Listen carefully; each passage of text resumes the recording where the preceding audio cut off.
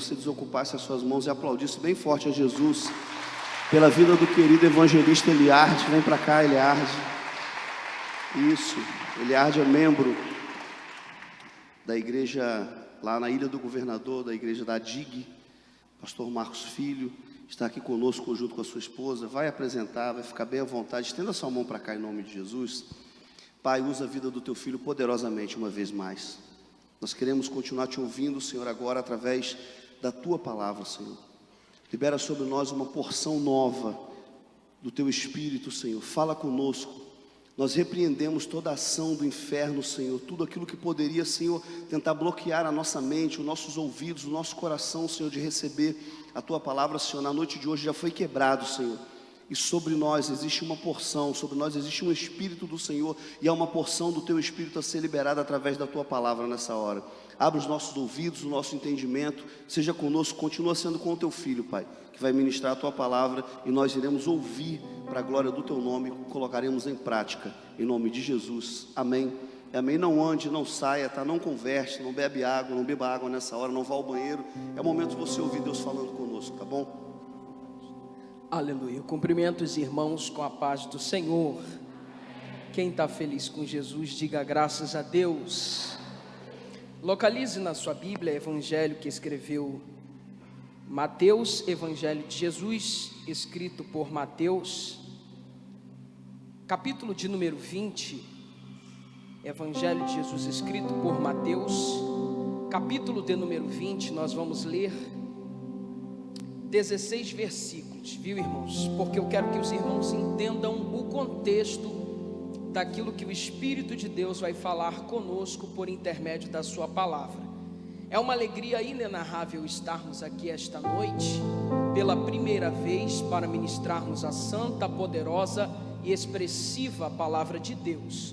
Conforme o pastor Luciano disse, eu sou da Assembleia de Deus na Ilha do Governador, a DIG, pastor Eliseu Menezes, e pastor Marcos Filho, e a gente está muito feliz de estar aqui. Eu estou com a mulher mais linda do planeta, irmãos, é aquela menina ali de onça. Fica em pé, amor, e tira a máscara para o povo ver que eu não estou exagerando, vai, isso, fica em pé. Oh meu Deus, glória a Deus, vê se não é bonita, irmão, Jesus é bom, né? Ela está comigo, onde eu vou, a minha digníssima esposa está comigo, e eu glorifico a Deus pela vida dela. Pastor Luciano, uma honra inenarrável estar aqui. Deus abençoe o senhor, sua digníssima esposa, todo este ministério, amém, de maneira extraordinária. Quero agradecer ao evangelista Leonardo. Cadê ele? Olha aqui. Deus te abençoe, viu, profeta, pelo contato. Recebemos a indicação do presbítero Josué, e ele confiou e nos trouxe, em conformidade com o pastor. Obrigado demais pelo convite, viu? Quem achou Mateus capítulo 20, diga graças a Deus. Porque o reino dos céus, Jesus começa dizendo assim: porque o reino dos céus é semelhante a um homem, pai de família, que saiu de madrugada a assalariar trabalhadores para a sua vinha, e ajustando com os trabalhadores a um dinheiro por dia, mandou-os para a sua vinha. E saindo perto da hora terceira, viu outros que estavam ociosos na praça, e disse-lhes: ide vós também para a vinha, e dar-vos-ei o que for justo. E eles foram. E saindo outra vez perto da hora sexta e nona, fez o mesmo. E saindo perto da hora 1/10, encontrou outros que estavam ociosos, e perguntou-lhes: por que estáis ociosos todo dia? E disseram-lhe eles: porque ninguém nos assalariou. Ninguém nos assalariou. E disse-lhes ele: ide vós também para a vinha, e recebereis o que for justo. Aproximando-se a noite, diz o senhor da vinha ao seu mordomo: chama os trabalhadores e paga-lhes o salário, começando pelos derradeiros até o primeiro, ou seja, pelos últimos até os primeiros. E chegando os que tinham ido perto da hora 1/10, ou seja, os últimos trabalhadores, receberam um dinheiro cada um. Vindo, porém, os primeiros, cuidaram que haveriam de receber mais. Mas, do mesmo modo, receberam um dinheiro cada um. E recebendo, murmuravam contra o pai de família, dizendo: estes derradeiros trabalharam só 1 hora, e tu os igualastes conosco, que suportamos a fadiga e a calma do dia. Em outra versão, na Ara, diz calor do dia. Mas ele respondendo disse a um deles: amigo, não te faço injustiça, não ajustastes tu comigo um dinheiro? Toma o que é teu e retira-te.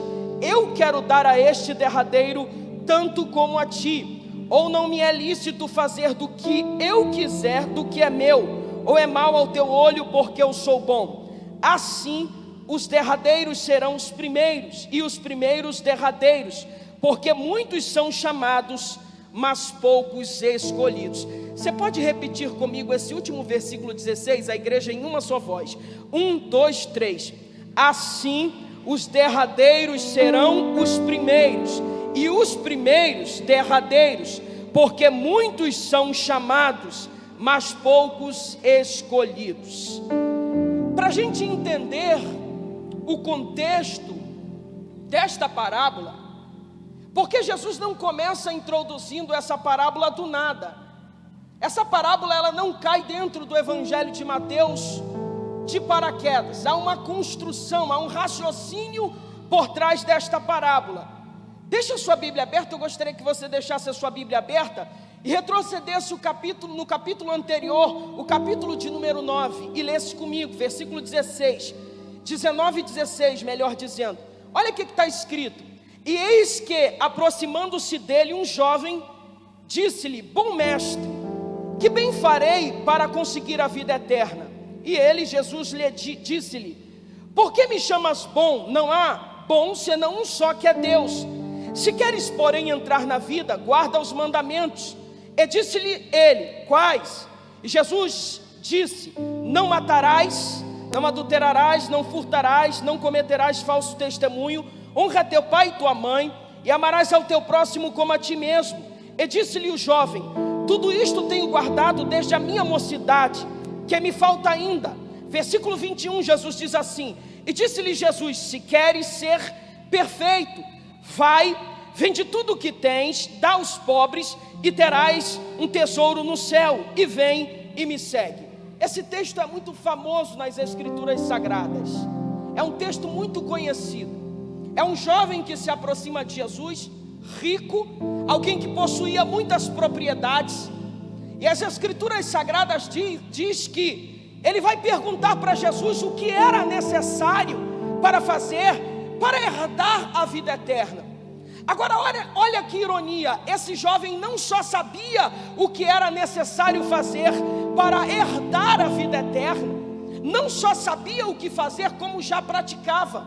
E Jesus disse para ele: não matarás, não cometerás adultério, não furtarás, não dirás falso testemunho, honra teu pai e tua mãe, amarás ao teu próximo como a ti mesmo.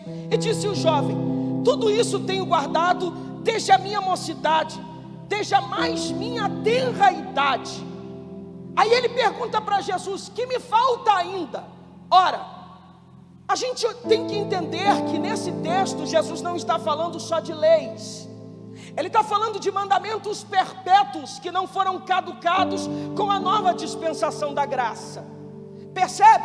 As leis ritualísticas judaicas haviam sido caducadas na dispensação da graça, embora aqui o ato de Cristo na cruz do Calvário ainda não tivesse sido consumado. Mas estes mandamentos são mandamentos perpétuos para adentrar a vida eterna.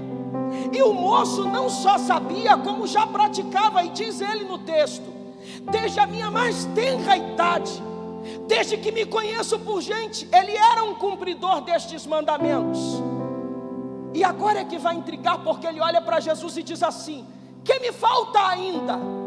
Agora olha a resposta que Jesus vai dar para ele: se queres ser perfeito.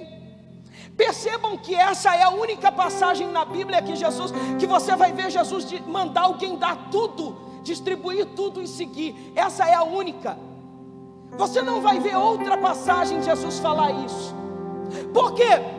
Porque Jesus está observando que por trás da resposta desse moço há um senso de justiça própria. É só isso? Isso é fácil para a gente, isso é mole para a gente. O que nos falta ainda? Aí Jesus olha para ele e diz: se tu queres ser perfeito, vende tudo o que tu tens, dá aos pobres e me segue. E aí o moço se entristeceu, porque possuía muitas propriedades. E é dentro desse contexto que Jesus vai dizer que é mais fácil um camelo passar pelo fundo de uma agulha do que um rico entrar no reino dos céus. Jesus não está sendo antagônico à riqueza. Jesus está falando do coração do moço. E dentro deste contexto ainda, Pedro vai dizer para Jesus: mestre, eis que nós abandonamos tudo nesta vida e te seguimos. O que vamos receber no porvir?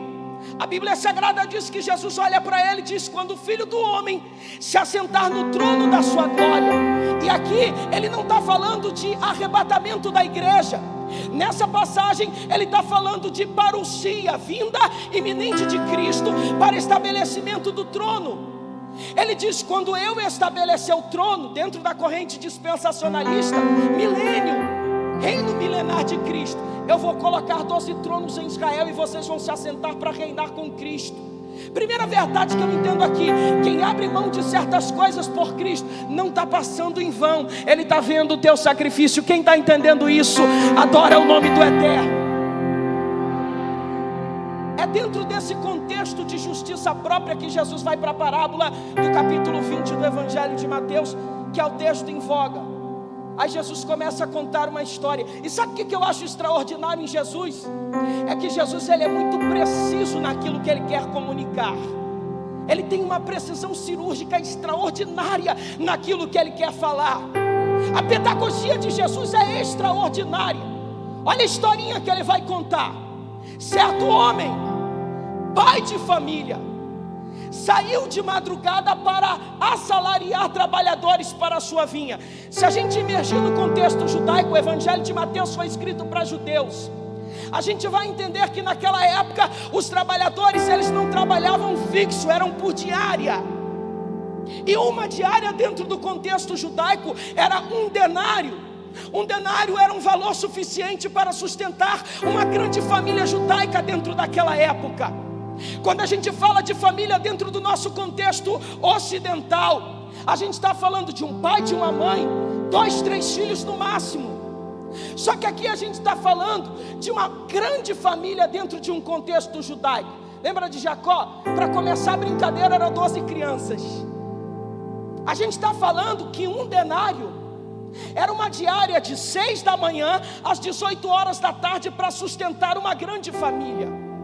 E vale lembrar que quando Jesus usa a expressão saiu de madrugada, possivelmente era antes das 6 horas da manhã. Porque a jornada de um jornaleiro, e não estou falando de vendedor de jornal, estou falando de alguém que trabalhou por 12 horas num dia, começava de 6 da manhã até 18 da tarde. Então se Jesus diz saiu de madrugada, é porque ele saía antes das 6, para já 6 horas existia um primeiro grupo de trabalhadores dentro da vinha. E Jesus diz, eles saíram para buscar trabalhadores para a sua vinha, o pai de família. E ele traz o primeiro grupo de trabalhadores. Isso aqui é extraordinário, porque o texto, a minha versão que eu tenho em mãos aqui é a versão ARA, Almeida Revista e Almeida Revista e Corrigida. Mas se os irmãos, e aqui na minha versão fala um dinheiro, se os irmãos tiverem nas mãos aí a ARA, Almeida Revista e Atualizada, vai estar escrito aí um denário. E é exatamente assim que está no original grego, um denário. Era o valor de uma diária. E a Bíblia diz que ele traz o primeiro grupo e acordou, combinou, ajustou. É uma diária de trabalho, fechado.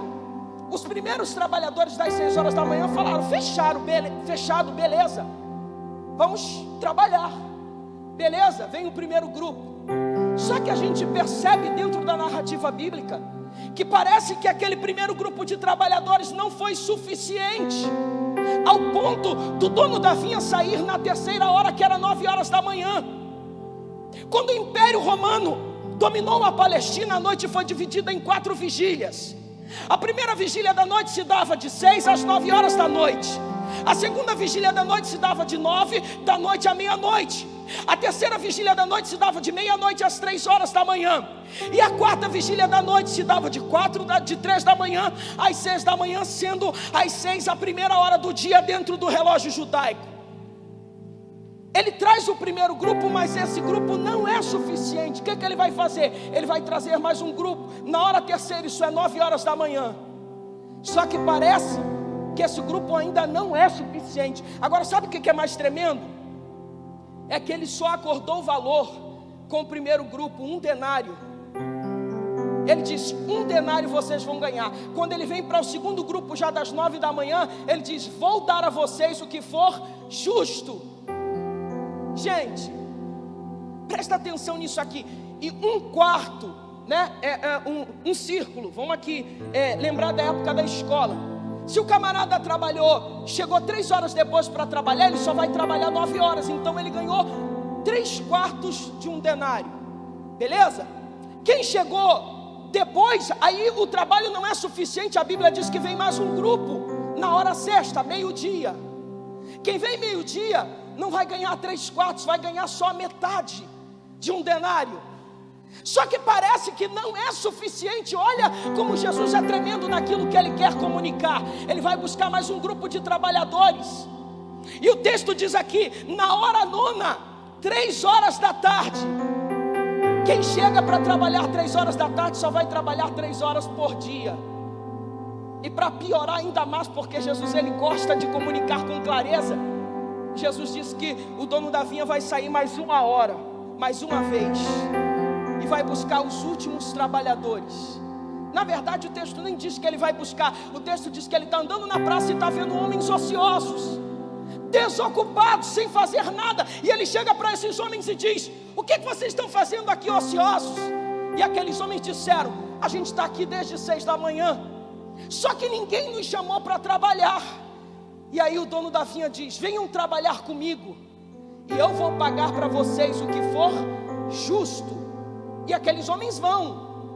Só que só faltava 1 hora, porque 1/10 hora aqui é 17 horas da tarde.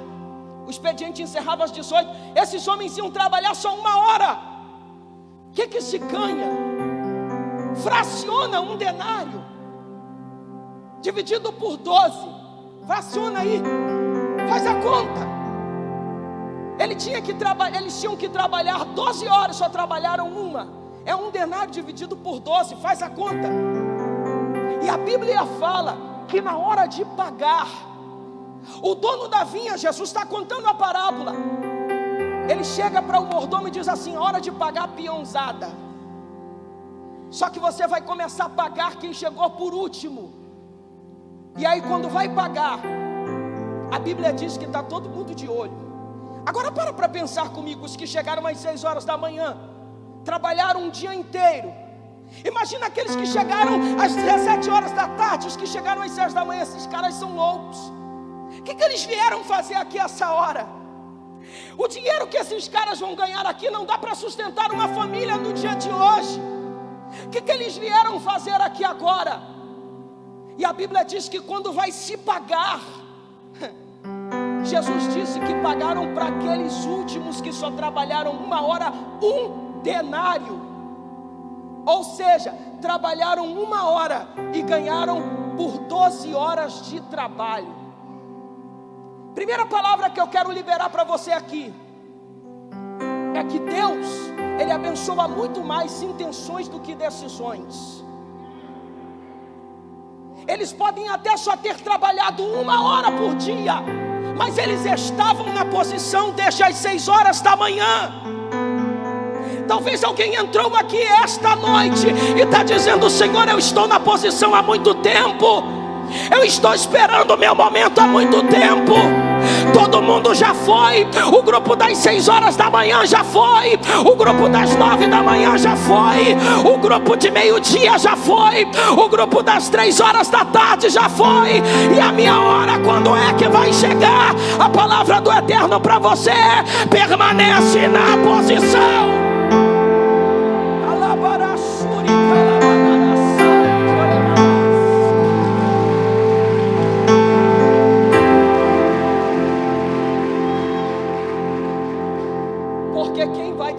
Quem te chamou para esse negócio, Ele conhece a intenção do coração, gente. Eu sinto a presença do Eterno nesta casa, nesta noite. Imagina trabalhando, suando igual um condenado. Chega um cara para trabalhar só 1 hora. Aí olha a fila. Vamos começar a pagar, mas vamos pagar por quem chegou por último. E está pagando. Só trabalhou 1 hora, ganhou 1 denário. Quem veio primeiro ficou feliz, disse: eita, esse patrão é bom, hein? Esse patrão é dos meus. Se esses carinhas que chegaram aí, pastor, agora já receberam 1 denário, imagina a gente que está 12 horas aqui, a gente deve ganhar uns 10 aí no mínimo. Só que a Bíblia diz que ele vai pagando 1 denário, 1 denário, 1 denário, 1 denário, 1 denário. Quando chega nos que chegaram às 6 da manhã e paga 1 denário, eles estão irritados. Gente, vamos para a lógica. Nós somos um país capitalista. Quem rala mais ganha mais, sim ou não? Só que a gente tem que entender que aqui é reino de Deus. Porque os meus pensamentos são maiores que os vossos pensamentos, e os meus caminhos são maiores que os vossos caminhos. Deus não se relaciona com o interesseiro. Percebam que Jesus começa dizendo: o reino dos céus será semelhante a gente está falando de reino, e quando a gente fala de reino, foge da lógica. O que pesa dentro do reino é a intenção do coração. No reino não é a aparência, no reino não é a posição, no reino não se trata dos nossos feitos, no reino se trata da intenção do coração. Você vai observar que quando Samuel chega na casa de Jessé para ungir um dos filhos de Jessé, rei de Israel, ele olha para Eliabe e diz: esse tem cara de rei, tem estatura de rei, tem porte de rei. E Deus diz: mas não é ele o rei que eu te mandei entrar aqui hoje para ungir. Você está olhando o que está por fora, eu olho aquilo que está sendo construído lá dentro. Gente, isso é muito forte. Quando a gente vai ler o livro de Gênesis, a Bíblia fala que 2 homens vão oferecer sacrifício: Abel e Caim. E nada na Bíblia está por acaso. O texto sagrado diz que o Senhor olhou para Caim e para a sua oferta não atentou, mas o Senhor olhou para Abel e para a sua oferta atentou. Por que Deus olha para Caim e para Abel antes de olhar para a oferta? Porque Deus quer saber se há compatibilidade aquilo que está sendo ofertado com o coração de quem está ofertando. Percebe? Entende? Olhou para Caim, mas para a sua oferta não atentou. Olhou para Abel e disse: esse aí vai. Ele vai sondar o nosso coração. Por que você acha que Jesus, quando viu a viúva pobre ofertar a oferta lá, as 2 pequenas moedas no gasofilaço, Jesus disse: de todos que deram, ela é a que mais deu. Por quê? Porque ela não estava colocando só 2 pequenas moedas, ela estava colocando o seu coração dentro daquilo. Eu entrei nesta noite debaixo de uma autoridade do céu dizer: Ele conhece os segredos mais profundos do teu coração, e aquilo que você tem feito não está passando batido. Talvez o pastor Luciano possa não conhecer todos os seus feitos no teu trabalho, talvez o evangelista aqui também não conhece, mas o Eterno conhece, e Ele está dizendo: está no caminho certo, permanece na posição, porque vai chegar a hora de eu te introduzir lá.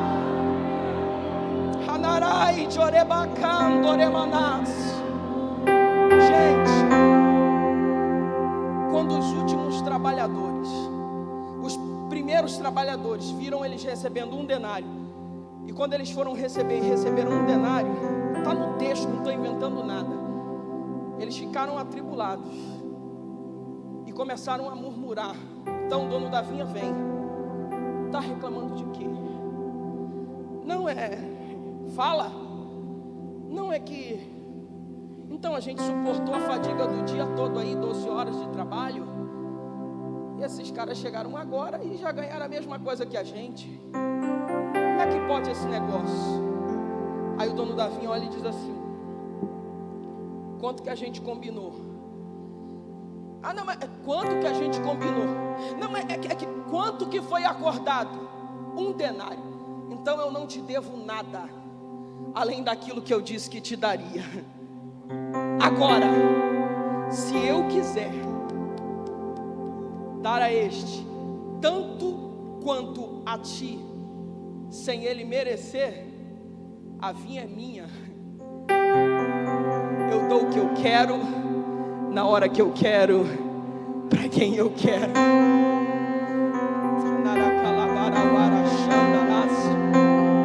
Enquanto a nossa justiça é baseada nos méritos próprios, quem faz mais ganha mais, quem trabalha mais ganha mais, quem rala mais ganha mais, quem tem mais tempo de casa vai ganhar mais.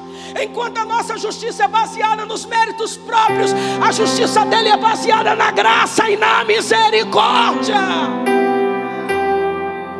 Duas lições saltam dentro desse texto. Primeira, graça. O que significa graça, irmãos? Favor imerecido. Não mereciam ganhar um denário, só trabalharam 1 hora e estão ganhando por 12. Não mereciam. Mas se a graça não é de graça, já não é graça, diz o apóstolo Paulo. Primeira grande verdade dentro da parábola, a graça. Segundo, a justiça. Só que a justiça dele não é como a nossa, que é baseada nos méritos próprios. A dele é baseada na graça e na misericórdia. Terceiro, misericórdia. Por quê? Porque quando o dono da vinha, ele dá 1 denário, ele sabia que aqueles homens, porque eles mesmos haviam declarado: estamos aqui desde as 6 horas da manhã, a gente não dormiu até meio-dia não, a gente fez a nossa parte. Agora se nos chamaram para trabalhar só agora, o que a gente faz? Tem que ir, tem que voltar para casa e colocar o pão na mesa. Deixa eu te liberar algo aqui. A tua perseverança vai te determinar coisas grandes para a tua vida. E eu vou liberar algo mais, e não vai parar só em você, vai transbordar para a tua casa. Porque 1 denário contemplava toda a casa daquele homem. O Espírito do Eterno, por esta palavra, está dizendo: não saia da posição. Tem pessoas que fizeram tudo certo, mas não conseguiram resistir à pressão do tempo, desistiram no meio do caminho, saíram da posição. O Eterno libera para você hoje: permanece na posição, porque está chegando um tempo de honra de Deus para a tua vida, para a tua casa e para a tua família.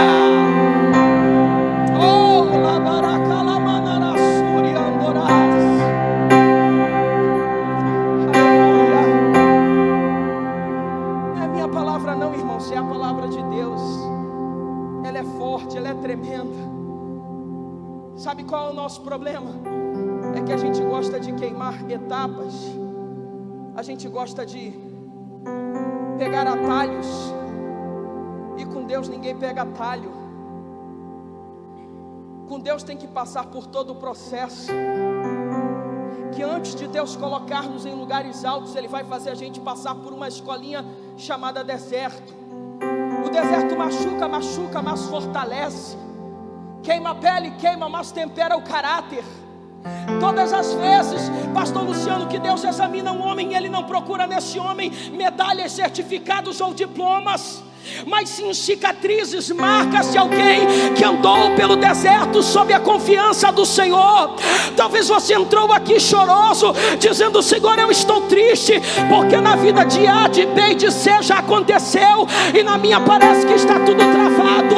Deus está te preparando para um tempo de honra. A palavra do Eterno para ti hoje é: não saia da posição, permanece na posição, porque tem coisa grande do Eterno chegando para a tua vida.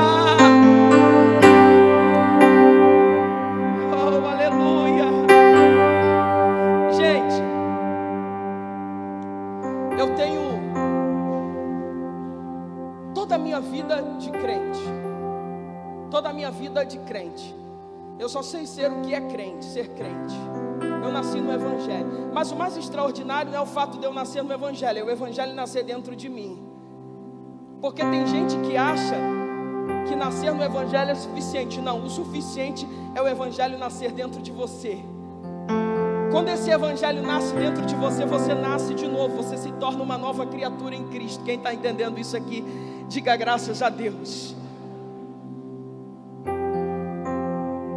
Se hoje o pior traficante entrar aqui, pior bandido da terra, levantar as mãos e pedir perdão ao Senhor, o sangue que passou pela minha vida e me purificou de todo o pecado, é o mesmo que vai passar na vida dele e purificar ele de todo o pecado. Sabe o que é grandioso no reino? É que o reino ele nos iguala.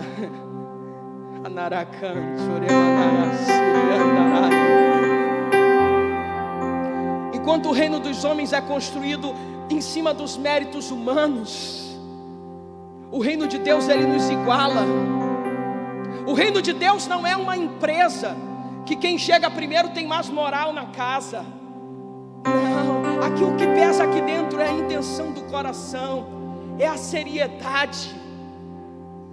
Tem gente que diz assim: ah, pastor, eu estou há tantos anos o pastor não me falou nada não, viu, irmãos? Mas eu estou há tantos anos aqui na igreja, e agora fulano botou fulano para cantar no ministério de louvor, poderia ter me colocado. Eu acredito piamente que aqui dentro não acontece nada sem a permissão do Eterno. E se você acha que está na posição e aguarda a posição, espera o tempo determinado de Deus, porque vai acontecer. O nosso Deus, Ele é competente o suficiente para realizar aquilo que Ele nos prometeu. Quem está entendendo isso aqui, diga graças a Deus. Gente, eu tenho um canal no YouTube, e eu até estava conversando com o evangelista Leonardo, e lá a gente dá aula de grego, de hebraico, a gente tem uma série de aulas lá, vídeos curtos, reflexões teológicas, pregações, enfim, uma série de coisas. E aí, de vez em quando, algumas pessoas entram em contato com a gente, porque lá tem o nosso número de agenda, né? E aí, eu não tenho assessor nem nada, eu que faço a minha própria agenda. E de vez em quando, alguns irmãos entram em contato, fazem perguntas bíblicas, enfim, uma série de coisas. E recentemente, há 2 semanas atrás, uma pessoa entrou em contato comigo, uma irmã, uma missionária, e falou assim para mim: oi, servo de Deus, tudo bem? Eu falei, tudo bem. Ela disse assim: eu tenho visto algumas mensagens suas aqui no YouTube e tenho sido profundamente edificado por essa palavra. Eu queria fazer uma proposta para o irmão. Eu imaginei que fosse uma agenda, né? Ser convidado. Aí a irmã disse assim: eu quero que o irmão me venda mensagens. Eu falei, como é que é a história, serva de Deus? Ela disse, eu quero que o irmão me venda mensagem. O irmão não prepara a mensagem para o irmão pregar? Eu falei, sim. Então eu quero que o irmão me venda. Prepare mensagens para me vender. Eu falei assim, serva de Deus, eu até dou aula de seminário, mas essa é a primeira vez que alguém fala comigo de uma forma assim, bem... Vender mensagem? Como é que funciona isso? Eu tenho condição, eu pago quanto você quiser por cada mensagem, é só me falar o preço que eu dou. Eu falei, não, serva de Deus. A irmã não entendeu nada.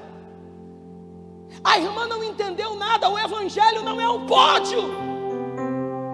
O evangelho não é um palco onde eu vou pegar uma cartilha toda pronta e vou apresentar aquilo que eu sei fazer. Deus não coloca ninguém em determinada posição sem antes essa pessoa ser preparada pelo Eterno para estar ali. A gente está falando de reino, irmão. E no reino as coisas não acontecem da noite para o dia. Só que a nossa geração atual, a geração da tecnologia, quer tudo de uma forma veloz, rápida. É um miojo, né? Compra aquele negocinho, bota na água fervendo, em alguns minutos está pronto.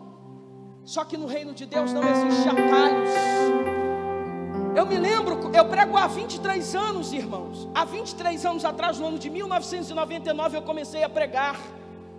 E quando eu comecei a pregar, começaram a se levantar muitas lutas, muitas guerras, muitas batalhas. E eu falei assim, Senhor, parece que depois que eu comecei a pregar a tua palavra, as coisas pioraram. Eu não estou mais aguentando não, um menino, 14 anos de idade. Eu falei, Deus, eu não estou mais suportando esse negócio não, eu quero parar com esse negócio. Eu saio para pregar, quando eu volto é uma triste notícia. Como é que funciona isso, Senhor? Não está dando certo não. Aí Deus, o Espírito de Deus disse para mim: então desista de todos os projetos que eu tenho para você. Eu falei: então quer dizer que para os seus projetos se cumprirem na minha vida, eu tenho que passar por esses processos? Ele disse: sim. Falei: por que, Senhor? E Deus me levou para a carta de Paulo aos Romanos: porque a tribulação produz paciência, a paciência, a experiência, a esperança. E Deus me fez entender esses 4 tempos de Deus sobre nós: o tempo da tribulação, para desenvolver a paciência, para desenvolver a experiência, para a gente começar a ter esperança e não se desestabilizar por qualquer vento que venha ao nosso encontro. E o Espírito de Deus diz: sabe por que tem que passar pelo processo? Eu disse: ele diz: porque quando você subir em um púlpito para pregar, eu não quero que saia só teorias, tem que vir com o peso da experiência.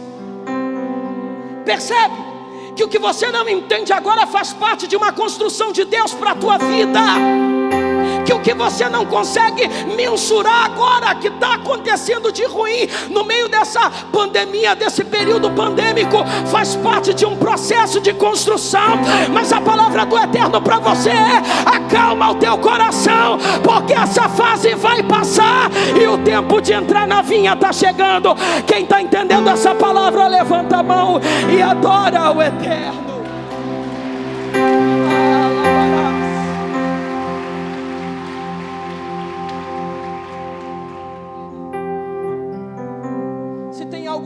Jesus profundamente é o senso de justiça própria. E Jesus vai contar essa parábola por causa do moço. Para entrar na vida tem que fazer isso, isso é fácil para a gente. Aí agora Jesus vai botar um peso. Tu gosta de peso? Então vou te dar um.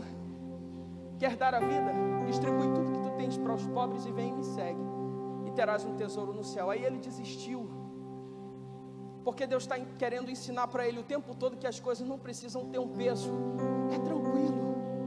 É só você se lançar e aguardar o tempo de Deus. Gente, a coisa mais difícil na vida é aguardar o tempo de Deus. A coisa mais difícil é esperar o tempo. E sabe por que é difícil? Porque quando Deus te faz uma promessa, da promessa ao cumprimento dela, a gente pensa que vai ser rapidinho, mas não, vai demorar. Quer ver? Menino Davi, dobra o joelho aqui, vou te ungir a rei de Israel. Samuel unge Davi a rei de Israel, 16 para 17 anos de idade. No outro dia ele ascendeu ao trono, sim ou não? Não. A Bíblia fala que ele só ascende ao trono com 30 anos de idade na cidade de Hebrom, para depois reinar por todas as 12 tribos de Israel. Primeiro ele reina em Hebrom 7 anos. Então ele esperou, gente, de 17 até 30, 13 anos. Depois mais 7, 20 anos esperando o tempo de Deus. Quer ver outro exemplo? Abraão, do ventre de Sara vai sair um filho.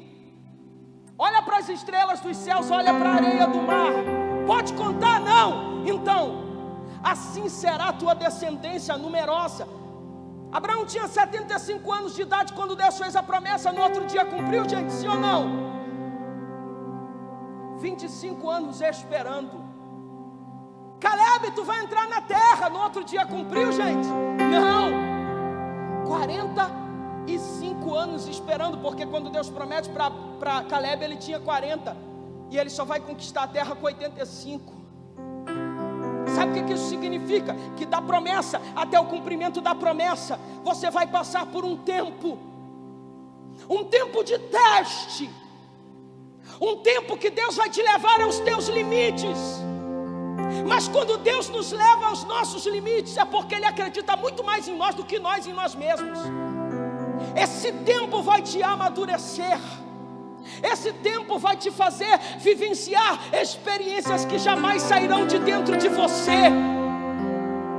É uma construção de Deus ao longo do tempo. Agora posso liberar algo para você. Sabe o que é extraordinário? Que o tempo pode ser um problema para você, ele nunca foi um problema para Deus. E o que Deus não fez em tua vida inteira, Ele pode fazer em frações de segundos. Eu fui pregar em Brasília, no ano de 2014, a primeira vez que eu preguei em Brasília. Quando eu cheguei lá, primeira vez que eu preguei em Brasília, não, nessa igreja. Eu já tinha pregado em Brasília anteriormente, no ano de 2010, 10 e 11. Mas eu fui em 2014 em uma outra igreja. E quando eu cheguei lá, eu fui recepcionado por um pastor que era o vice da igreja. E ele falou assim para mim: ô servo de Deus, tudo bem? Eu sou pastor. E falou o nome. E ele falou assim: eu sou o vice-dirigente da igreja. E ele era um jovem pastor, me espantou porque ele era muito jovem, quase da minha idade na época. E aí ele falou para mim assim: ô servo de Deus, eu preciso te contar um pouco da minha história. Na hora que ele falou isso, o Espírito de Deus me falou: libera uma palavra para ele. Eu segurei na mão dele e falei assim: não te conheço, estou te conhecendo pela primeira vez, mas uma palavra profética desceu aqui agora. E não foi botando a mão na cabeça, falando em línguas. A palavra profética, peguei na mão dele e disse: o que Deus não fez em 30 e poucos anos, Ele vai fazer em questão de pouquíssimo tempo. E aí ele começou a chorar e começou a me contar a história dele. Falou: Eliardi, eu sou acompanhado pelo meu pastor desde a minha mocidade, bem novinho. E o meu pastor, ele viu a minha história, tal, me consagrou a pastor. E na época foi uma luta, porque eu não sou casado, eu sou um pastor solteiro. E ele começou a me contar a história dele. E na nossa convenção não se aceita pastor solteiro. Só que meu pastor me conhece, sabe que eu não sou um cara sem vergonha, fuleiro, né, que faz um monte de coisa errada. Eu ando certinho, eu estou aguardando o tempo de Deus, a promessa de Deus. Só que há uma pressão muito grande para eu casar. E eu quero casar. Agora qual é o problema? É que eu estou quebrado, cara. Eu tenho casa, não tenho carro, não tenho nada. E quando você falou, eu entendi que era isso. Eu falei: eu nem sabia que era isso. Só falei que o que Deus mandou falar, que o que Ele não fez, Ele... E fui, preguei, fiquei 3 dias lá, preguei 3 dias, voltei para o Rio de Janeiro. Quando foi 3 meses depois, ele me liga: Eliardi, tem uma nova para te contar, profeta. Falei: fala. Lembra daquela palavra que você liberou lá atrás? Que o que Deus não fez uma vida inteira, Ele pode fazer em frações de segundo. Eu disse: lembro. Então, vaso, conheci uma jovem abençoadíssima. Falei: é mesmo? É, aquela pessoa que você conhece e cria de imediato uma simbiose, e tem a sensação que já conhece há muito tempo, uma menina de Deus, tal. E aí nós começamos a conversar, os nossos planos, projetos dentro da obra de Deus se alinham. E cara, no meu coração queima, eu tenho certeza que é ela que eu vou casar. Eu falei: vaso, maravilha, bênção de Deus. Ele: tu não sabe da maior. E aí nós começamos a namorar. Eu falei: pastor, vamos noivar. E aí o pastor da igreja chegou e falou assim: irmão, brincando, né? O pastor fulano de tal vai casar, irmão. Quem pode dar um glória a Deus? A igreja toda: amém, glória. Fez aquela festa. Irmão na prova um tempão, né? E aí ele disse que quando acabou o culto, o irmão chamou ele e falou assim: pastor, o senhor já tem apartamento, casa, tudo? Ele disse: não tenho nada, eu vou casar pela fé. E ele disse: então tá, estou te dando um lote de terra aqui na nossa cidade, para você construir sua casa. Ele disse: bom, o primeiro sinal Deus já fez. Aí falou com o pastor: pastor, como Deus está provando tal, ganhei um lote de terra. Aí o pastor contou: irmãos, olha como é que Deus é tremendo. Pronto, foi o pastor contar no púlpito. Um monte de gente falou: então eu estou dando 1 milheiro de tijolo, eu estou dando tanto cimento, eu estou dando isso, estou dando... Resumindo, em 6 meses da minha ida a Brasília, até o casamento dele foi o que durou. Deus fez na vida dele em 6 meses o que não havia feito uma vida inteira. O que eu quero liberar aqui? É que quando aquilo que Deus te prometeu chegar, vai ter gente que vai ficar assustado com o que Deus vai fazer. É igual os primeiros trabalhadores da vinha, ralando, sol quente, 12 horas de trabalho. Aí chega o bonitinho, depois de 11 horas de ralação para trabalhar. O que esses caras estão fazendo aqui? Vão ganhar o quê? Acham que vão ganhar o quê? Deixa eu te liberar essa palavra. Você não vai ficar lesado. O que não aconteceu em 12 horas vai acontecer em 1 hora. Quem acredita?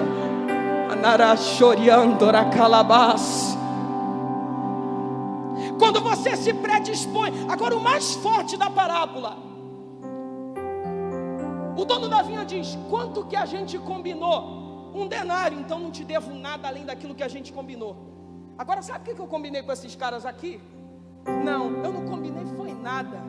Eu disse: dos que vieram às 3, dos que vieram meio-dia, dos que vieram às 9, às 3 da tarde, Eu só falei para eles: venham que eu vou pagar para vocês o que for justo. Eu tenho mais uma palavra para liberar para você aqui. Confia no caráter de Deus, porque quem te chamou é justo. Fica de pé adorando e bendizendo ao Eterno nesta noite. Tudo que Ele quer é que você desprenda o seu coração. Cadê o ministério de louvor aqui? Deus só quer que você desprenda o seu coração. Deus só quer que você se prontifique no altar dele. Ele está hoje te convidando: vem para o meu reino, se lança. O justo viverá da fé, e se ele recuar, a minha alma não tem prazer nele. Sabe qual é o problema de muita gente? É que tem muita gente, pastor Luciano, que fez tudo certo, vive um cristianismo, fez tudo certinho, só que não consegue resistir à pressão do tempo. Qualquer coisa quer partir. Não existe a pressão do tempo. Está entendendo? E Deus, Ele gosta de quem tem raízes.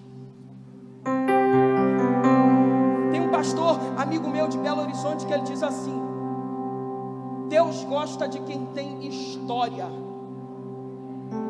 Percebe? E história, gente, não acontece da noite para o dia, não. História acontece com o tempo.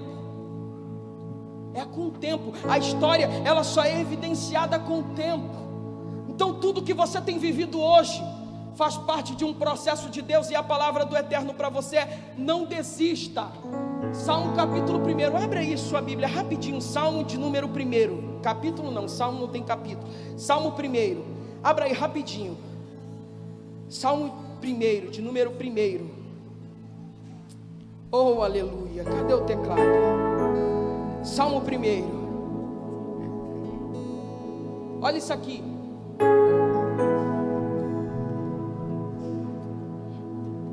Bem-aventurado o varão, homem no caso, que não anda segundo o conselho dos ímpios, nem se detém no caminho dos pecadores, nem se assenta na roda dos escarnecedores. Antes tem o seu prazer onde, gente? Na lei do Senhor, e na sua lei medita de dia e de noite. Verso 3, olha o que está escrito: pois será como a árvore plantada junto a ribeiros de águas, a qual dá o seu fruto na estação própria, e cujas folhas não caem, e tudo quanto fizer prosperará. Esses justos serão como árvores plantadas junto a ribeiros de águas. Olha o segredo: que dá o seu fruto na estação própria. Frutos, ele vem na estação certa, própria. Eu acho que todo mundo aqui já fez aquela experiência quando era menino, quando era criança. Que experiência, Eliardo? Aquela experiência de pegar um copinho de café, aquele copinho de café com um algodão e colocar um feijãozinho, plantar. Quem já fez essa experiência assim faz? Então, aí você coloca o grãozinho de feijão no copinho de café. Isso era coisa do CA, eu me lembro. Aí todo dia tu vai regando, aí tu vai vendo aquele feijão ficar igual o Fred Krueger, velhinho, murcho, feio. A semente está morrendo. E aí do nada você começa a ver sair uns raminhos dele. São os primeiros sinais. Olha isso aqui, que coisa forte. Para a semente morrer, para a semente produzir, primeiro ela morre. Jesus foi quem disse isso: se o grão de trigo cair na terra e não morrer, por fim ele ficará só, mas se morrer, dará muitos frutos. Só que deixa eu te perguntar, um mês depois aquele feijãozinho está em pezinho, bonitinho. Se não tirar ele do copinho de café e não plantar ele numa terra, ele vai morrer, porque não há raízes suficientes, não há terra suficiente para ele estender as suas raízes e produzir os frutos. Outra pergunta: da noite para o dia nascem os frutos, sim ou não? Não. Uma mulher hoje engravidou, no outro dia já nasce o bebê, sim ou não? Não. Alguém começou a estudar direito, no outro dia já sai advogado, sim ou não? Não, porque a lei natural da vida tem um prazo determinado e um tempo para acontecer. E não se iluda, é porque a gente gosta de acreditar num evangelho de abracadabra, que vai estalar o dedo e a coisa vai acontecer. Tem que passar pelo tempo. Ele diz aqui: será como árvore plantada junto a ribeiros de águas, a qual dá o seu fruto na estação própria. Talvez você esteja dizendo: Senhor, eu plantei uma vida inteira e até agora nada. Acalma o teu coração e permanece na posição, porque está chegando o tempo dele te colocar para dentro da vinha. E quando ele te colocar dentro da vinha, você não será lesado. Tudo aquilo que estava atrasado vai chegar nas tuas mãos e nada vai te fazer falta. Labarachura candarácia. Só que para isso, desprende o teu coração e imerge na presença dele. Tem hora, gente, que para a gente experimentar o sobrenatural, a gente tem que se desprender um pouquinho do natural. Eu quero fazer um convite nesta noite. Talvez você entrou aqui dentro esta noite e estava afastado dos caminhos do Senhor. A hora de voltar é agora. O Espírito da graça marcou um encontro contigo nesta noite aqui. Eu quero te convidar, saia do seu lugar e venha aqui à frente, porque eu quero orar por você. Talvez você entrou aqui dentro esta noite, ainda não entregou sua vida ao Senhor Jesus Cristo. A hora é agora, sai do seu lugar e vem, porque quem está te chamando é justo. Eu te darei o que for justo. Se você conhece alguém que estava afastado dos caminhos do Senhor, ou que ainda não entregou sua vida ao Senhor Jesus e quer tomar essa decisão agora, ajude essa pessoa, venha com ela até aqui à frente enquanto o ministério de louvor adora. Vamos adorar. Não é hora de você parar, não é tempo de ficar chorando, não é hora de se entregar, não é tempo de ficar prostrado. Promessas e milagres irão acontecer no tempo certo. Deus está cuidando de tudo.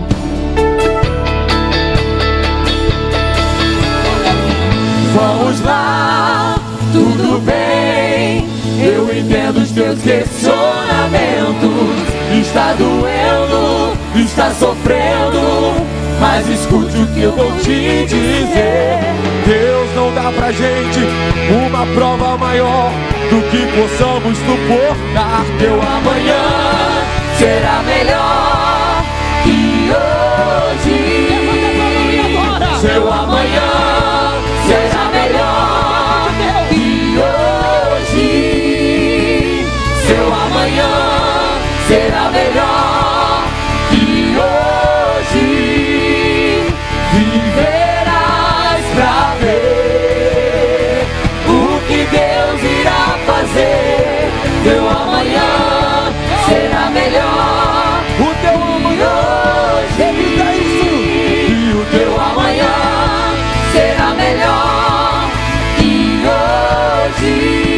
Teu amanhã será melhor que hoje. Viverás pra ver o que Deus irá fazer. Teu amanhã será melhor que hoje. Eu disse para vocês que eu comecei a pregar muito cedo o Evangelho. Só o teclado, só o teclado. Daqui a pouco a gente volta a adorar. Enquanto eu vou contar esse testemunho pessoal aqui, eu quero te fazer um convite. Você que estava afastado dos caminhos do Senhor, ou ainda não entregou sua vida ao Senhor Jesus, não deixa para fazer amanhã aquilo que você pode fazer hoje. Quando a gente faz o apelo na igreja, muitas pessoas, pastor, elas pensam assim: primeiro eu preciso consertar algumas coisas que estão erradas. Primeiro eu preciso largar o cigarro, a cachaça, a cocaína, o vício, a prostituição, uma série de coisas, não é verdade? Muita gente pensa: nossa, eu entrei aqui hoje, eu estou sentindo uma alegria dentro de mim. E quando esse menino ia pregando, eu queria aceitar a Jesus, mas eu tenho tantas falhas, e Jesus não vai me aceitar do jeito que eu sou. Sabe por quê? O maior engodo de Satanás, presta atenção nisso aqui, é fazer o ímpio acreditar que primeiro ele precisa se libertar para aceitar a Jesus. Só que sozinho o homem não tem poder de se libertar. A Bíblia diz: conhecereis a verdade e a verdade vos libertará. É a partir do momento que, quebrado do jeito que você está, vinde a mim, todos vós que estáis cansados e oprimidos, sobrecarregados, e eu vos aliviarei. É quebrado do jeito que você está, que o Espírito da graça veio falar contigo. Hoje é noite de conserto, hoje é noite de posição. Não espera para amanhã, porque o amanhã não pertence a nós, pertence a Deus. É hora de tomar uma posição diante do Eterno. Deixa eu te contar um pouquinho da minha história. Eu nasci num lar evangélico. Cresci ouvindo o pastor Gesiel Nunes Gomes pregar na DIC. Com 10 anos houve a transição, pastor Gesiel para o pastor Eliseu. Quando eu completei 13 anos, os meus pais entraram numa crise de divórcio e se divorciaram. Consequentemente se afastaram dos caminhos do Senhor. E eu ficava ali, vou, não vou, né? Eu tinha muito medo do inferno. Eu falava, não posso deixar de ser crente, senão eu vou para o inferno. E aí, no meio daquela turbulência, daquele furacão todo, meu pai afastado, chegou a ser diácono na época do pastor Gesiel Gomes. Meu pai se desviou dos caminhos do Senhor. Com a crise do divórcio, uma situação terrível.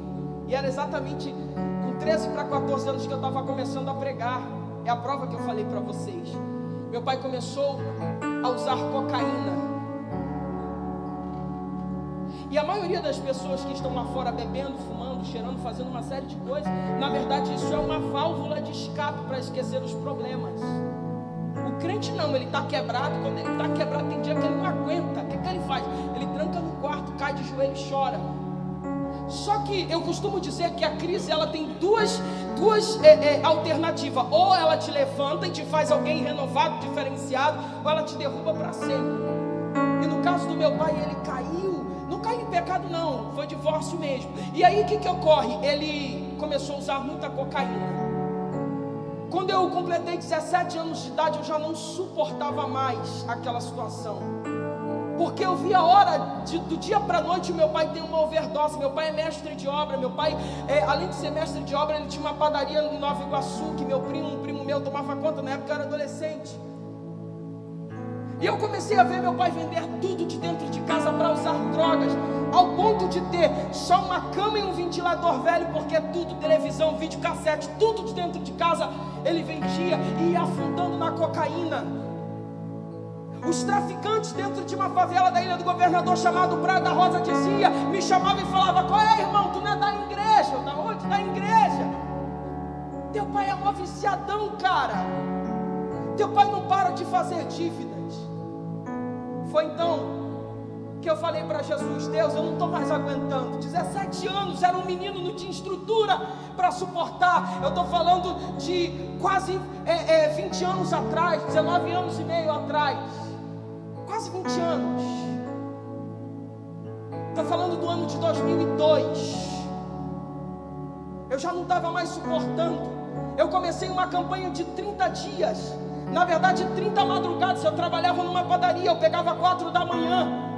Então eu disse, Senhor, tu mudas a situação. Eu não aguento, eu não tenho estrutura para suportar isso. Meu pai que me ensinou nos preceitos do Senhor, olha o fim que ele está tendo. Eu não suporto isso. Eu comecei uma campanha de 30 madrugadas, era menino, solteiro.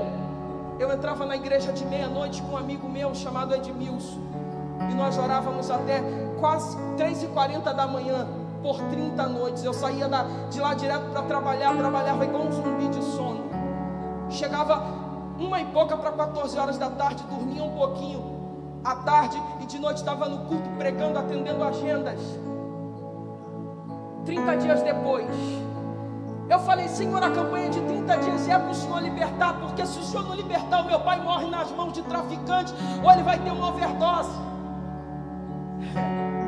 Já reparou que quando tu começa a orar e jejuar, as coisas parecem que aperta e estreita ainda mais?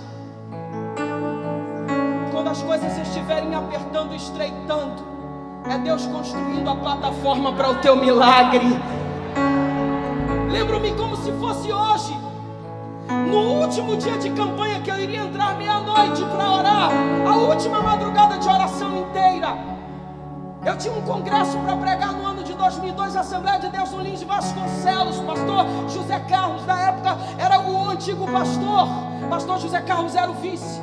Fui pregar no Lins. Só que antes de eu sair para pregar, eram já quase 5 e pouca para 7 horas da noite, 5 e pouca para 6 horas da noite. O culto era 7h30 que começava. Eu estou terminando de orar, me arrumar, eu ia começar a tomar banho para me arrumar para ir para o culto. Alguém bate na minha porta. E quando eu abri, um rapaz, um traficante, já faleceu, chamado Nica, um garoto de 17 anos de idade, disse assim: qual é, irmão? Eu falei assim: fala aí. Ele disse para mim assim: tu é da igreja, não é? Falei: sou. Teu pai é aquele coroa cheiradão lá, aquele doidão lá, o apelido dele era carga pesada, de tanta droga que ele consumia. Teu pai não é carga pesada? Eu disse: o nome do meu pai é Edivaldo, mas chamam ele de carga pesada sim. Então, cara, deixa eu te falar, ninguém nem pode saber que eu vim falar contigo. Falei: fala, o que tu quer? Ele disse: teu pai está agora lá, vai morrer, está tomando uma surra de perna de 3 e os caras vão desquartejar ele e jogar ele na Baía de Guanabara hoje, na favela da Praia da Rosa. E eu falei: por que você veio falar comigo? Quando vocês matam ninguém sabe de nada. Ele disse: porque eu lembrei e falei: o filho desse coroa é da igreja, eu vou lá falar com ele. Tu é da igreja, cara? O patrão gosta de crente, chega lá e intervém. Chega lá, fala com ele, implora, e ele não vai matar teu pai. Um bandido foi na minha casa falar isso pra mim, e ele saiu. E eu fechei a porta chorando. Eu disse: Deus, daqui a pouco eu vou pregar, Senhor. E agora? Como é que funciona isso? Vou pregar ou vou resolver esse abacaxi? A gente está falando do meu pai. Ele vai morrer hoje. É que eu vou estar em cima de um púlpito pregando, sabendo que meu pai está morrendo. Irmãos, eu botei a mão na maçaneta da porta e ia resolver a situação. O Espírito de Deus disse para mim: você começou a guerra dentro de 4 paredes, e é dentro de 4 paredes que tu vai terminar essa guerra. Vai pregar a minha palavra, e deixa aqui da tua casa, quem cuida sou eu. Tomei banho chorando, me arrumei, fui pregar, cheguei com a cara inchada para pregar. O pastor percebeu que eu não estava bem, preguei, por incrível que pareça, foi uma glória, irmãos. Quando eu acabei de pregar, entreguei o microfone, eu disse: pastor, deixa eu ir embora, eu preciso resolver uma coisa. Na época eu tinha 17 anos e eu nem tinha habilitação ainda. O pastor tinha mandado o irmão me levar, ele falou: leva ele. E eu fui embora para a ilha, desmanchando de chorar dentro do carro. Senhor, o Senhor falou que ia resolver. Porque, irmãos, a nossa vida é fé versus razão. Com a fé a gente acredita inabalavelmente, mas quando o problema está de frente de nós, está diante de nós, a gente treme. Não é verdade? E eu falei: Senhor, eu não vou lá na boca de fumo resolver, eu vou direto na casa do meu pai. Cheguei, fui direto na casa dele, bati na porta. Quando eu virei a maçaneta da porta, eu entrei. Meu pai estava vivo, para a glória do nome do Senhor. Estava muito machucado, muito, não estava conseguindo nem ficar de pé, levantou torto. E ele falou assim para mim: filho,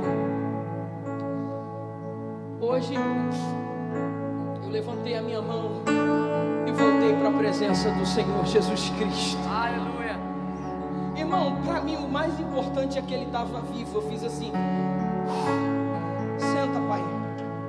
Como é que foi isso, pai? E ele disse: então, eu estava devendo mais de R$700 para os caras aí, e hoje era o dia de pagar, eu não tinha dinheiro, e eles disseram: tu vai morrer. E começaram a me bater, já estavam decididos para me matar. De repente o chefe grita: para! Chega! E os garotos menores, porque assim, no tráfico assim, é muito garoto novo, né? E tinham garotos de 13, 14, 15 anos batendo no meu pai, os mais velhos rindo, de fuzil, rindo. Lá, o coroa tomando um couro dos moleques e rindo. E ele disse que de repente o patrão lá, o chefe, disse: para! Decidi, não vamos mais matar. Quer como é que é a história? Qual é, patrão, senhor? Ninguém vai mais matar o coroa. Libera ele. Manda ele embora. Vaza, coroa, mete o pé. Só que meu pai disse: Eliardo, eu estava com tanta ira, porque quem me batia eram garotos da tua idade, da idade do seu irmão. E eu estava drogado, tinha usado muita droga naquele dia. E aí eu fui no Morro do Dendê, meu pai tinha uns primos que eram envolvidos no movimento. Ele disse: eu fui pegar uma arma, que eu falei, eu vou derrubar um daqueles moleques que me bateram hoje. E eu fui subir o Morro do Dendê. Quando eu cheguei no meio de um lugar chamado Praça do Dendê, o lugar mais famoso do Morro do Dendê, entra um homem falando em mistério na minha frente, coloca a mão na minha cara e disse: ei, Satanás abriu a tua sepultura e hoje ia te jogar dentro. Não te jogou dentro, porque o teu filho estava de joelhos dobrados, orando pela tua vida. Mas a minha palavra para ti hoje é a última oportunidade.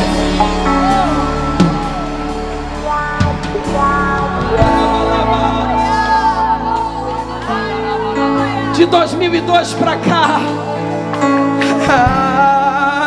outubro de 2002 foi a última vez que meu pai colocou um papelote de cocaína no nariz, porque a partir daquela noite o Jesus que eu estou pregando aqui libertou ele, e hoje ele é o ministro do Evangelho na casa do Senhor. Quem pode adorar o Eterno nesta noite?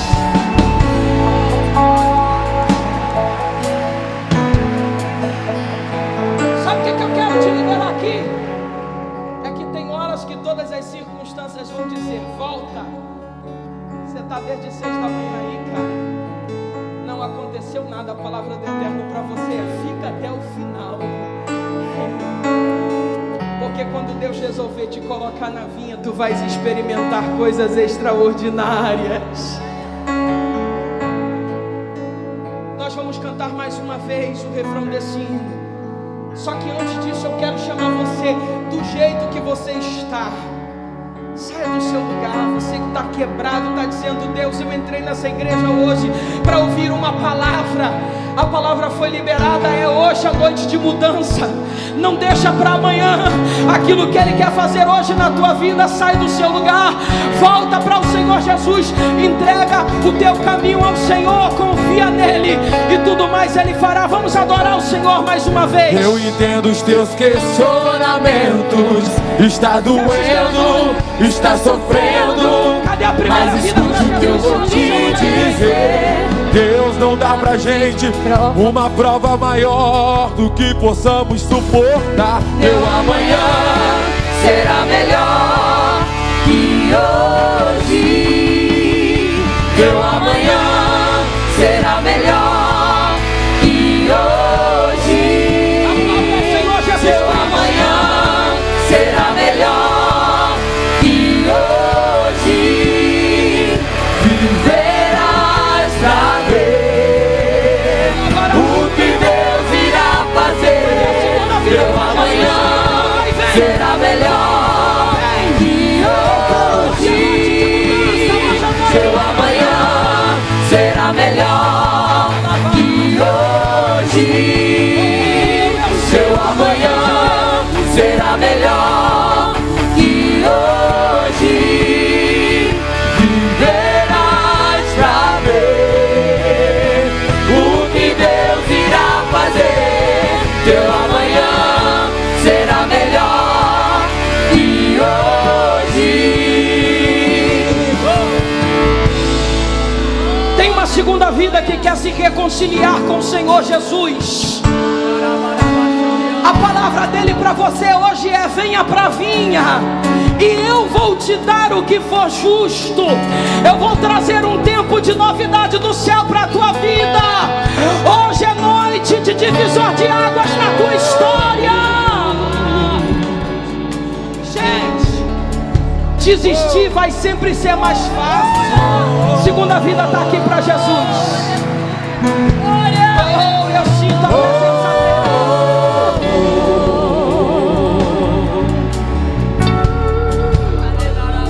Desistir. Escute isso aqui. Desistir sempre vai ser mais fácil. Voltar sempre vai ser mais fácil. Mas a palavra para o Eterno é: a palavra do Eterno para você é: não acabou, não acabou. É noite de recomeço do eterno para a tua vida. Seja tocado pela presença inefável do Espírito Santo esta noite. Receba o toque do Espírito da graça esta noite. É noite de recomeço do eterno para a tua vida.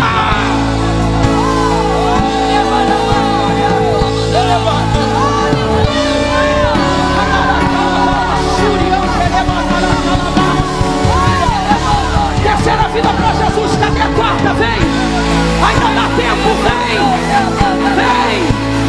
Cadê a quarta vida que quer entregar sua vida ao Senhor Jesus Cristo?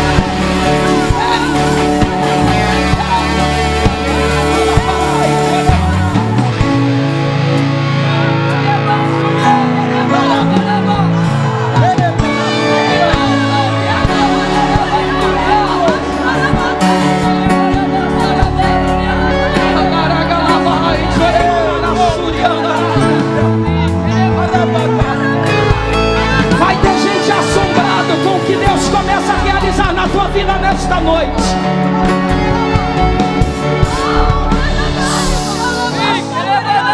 Tem gente que jurava que a tua história ia acabar na praça,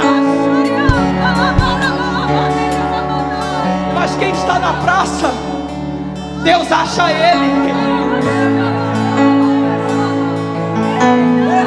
Deixa eu liberar para você que disse: Eliardo, essa palavra é para mim. Eu já vi o grupo das 6 da manhã passar na minha frente. Eu já vi o grupo das 9 passar na minha frente. Passou o grupo de meio-dia, os das 3 horas da tarde. Minha hora não vai chegar. Eu já estava quase desistindo. A palavra do Eterno para você: desistir vai sempre ser mais fácil. Só que Deus não te chamou para desistir, não. Ele te chamou para um propósito muito maior. Estenda as suas mãos para cá.